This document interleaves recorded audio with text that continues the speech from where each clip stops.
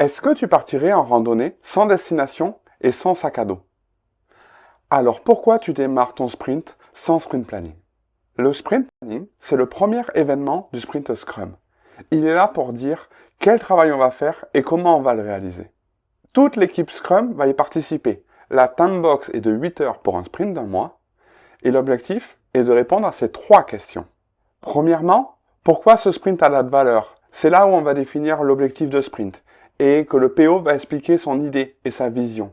C'est un peu la destination du sprint.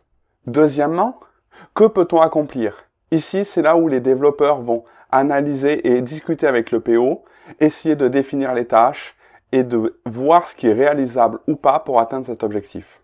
Troisièmement, c'est comment on le fait. En plus de définir ce qu'on va faire, c'est à ce moment-là, quand on est tous en équipe, qu'il faut définir les plans d'action, définir si on va faire du code, de l'API, du graphisme. C'est à ce moment-là qu'il faut avoir les bonnes discussions. À la fin de cette réunion, la seule chose qui ne va pas changer, c'est l'objectif de sprint.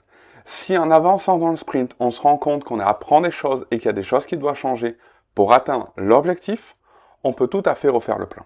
En résumé, le sprint planning va transformer une vision en une liste de tâches et des étapes pour y arriver, et va définir le prochain sprint et les prochaines semaines à travailler ensemble.